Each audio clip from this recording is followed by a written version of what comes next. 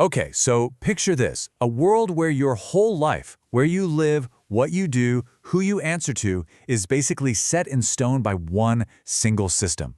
For centuries in Europe, that system was feudalism. It was like the social and political operating system of the time, and today, we're going to crack that code. So just imagine for a second that all the big empires have collapsed. There's no central government, and danger is literally around every corner. I mean, that was the reality of the early Middle Ages. The big question was, how on earth do you build a society and keep people safe when there's chaos everywhere? Well, feudalism was the answer they came up with. See, to really get feudalism, you have to picture just how dangerous the world was back then. There was no 911, no national army to call for help. Your life was pretty much a constant struggle against violent raids and endless wars between local strongmen. Without anyone officially in charge, everybody was just completely vulnerable. Forget about choosing your career or, personal freedom. The only thing that mattered, the absolute #1 priority, was just staying alive. People were desperate for a shield against all that chaos, and feudalism, well, it promised to be that shield. So the solution that popped up was this really strict pyramid of power. But it wasn't just about who was richer or more important. Nope, it was this whole interlocking system of promises, all built on one simple, powerful deal that would end up shaping things for 1,000 years. All right, so here's the deal at the heart of it all. You have to remember, back then, land was everything. It was the only real source of wealth and power. The deal itself was pretty straightforward. A lord with a ton of land would give a piece of it to somebody, and in return, that person promised their loyalty and, crucially, their military service. Land for service. That right there, that was the engine that made the whole system go. So, okay, who were the actual people inside this pyramid? Every single level had a specific job to do, a specific set of duties, from the person at the very top all the way down to the huge majority at the bottom. Let's start right at the peak, shall we? Right at the tippity top, you've got the king. Now, in theory, the king owned all the land, every last acre, and his right to rule was said to come straight from God, which, made challenging him a really big deal. But, of course, one guy can't manage all that land by himself. So what did he do? He granted huge chunks of it to his most loyal and powerful friends.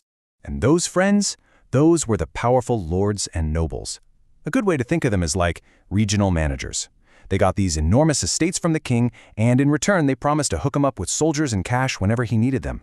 They basically ran their lands like their own little kingdoms, acting as judges, collecting taxes, and defending the whole area from inside their big fortified castle. Okay, so below the lords, you had the knights. These guys were the professional, full-time warriors of the Middle Ages. So a lord would give a knight a smaller piece of land, just enough to support him, his family, and all his expensive gear, like his armor and warhorse. And in exchange, the knight's job was simple. Be ready to fight. Whenever your lord calls, you go.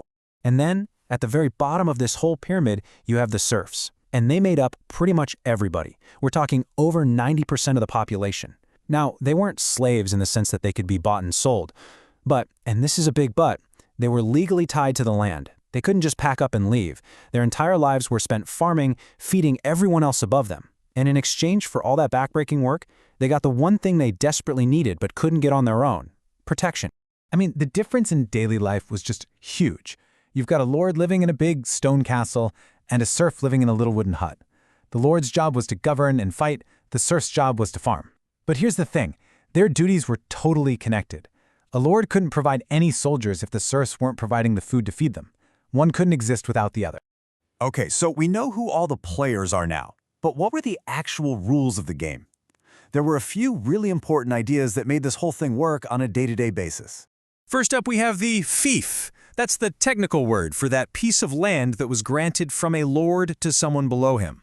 And a fief could be anything, really. It could be a massive county or just a small plot of land big enough for one knight. And it wasn't just empty land. It came with everything on it: the villages, the forests, and the people. In the feudal world, the size of your fief pretty much decided how wealthy and powerful you were. So the person who received a fief was called a vassal. This is how the chain worked. A powerful lord was a vassal to the king, and a knight was a vassal to that lord. You see how this creates a chain of personal loyalty that goes all the way from the top of the pyramid down to the bottom? So how did they make this whole thing official? Well, with something called an oath of fealty. This wasn't just some casual promise, it was a sacred, public ceremony where a vassal swore loyalty to their lord. And breaking that oath, that was a massive betrayal, a huge deal. This personal promise, more than any written law, was really the glue holding the whole society together. Now, for most people, especially the serfs, their whole world was the manor. This was the lord's estate, and it was designed to be almost completely self-sufficient, a little world of its own.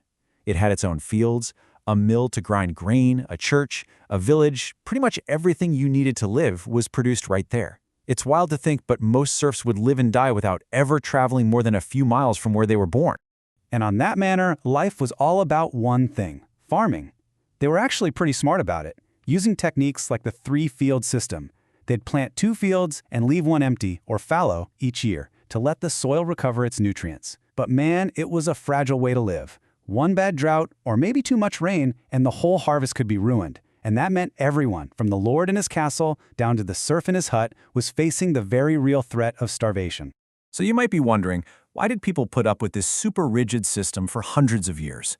Well, the church played a huge role in this. The official teaching was that this whole social order, this pyramid, was created by God himself.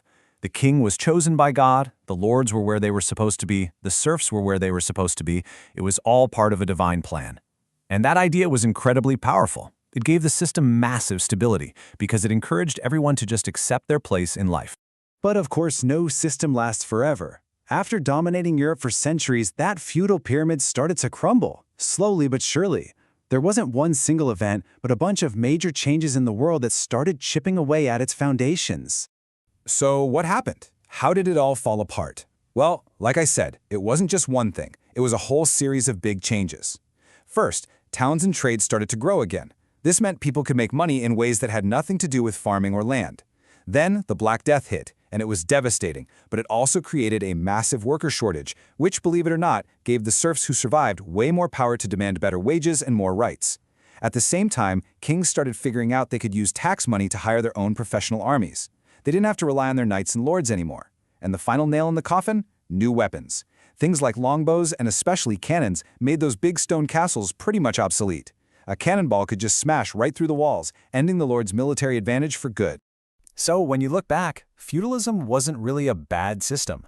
It was a solution for a really specific, really chaotic time. It was a way to create order out of chaos.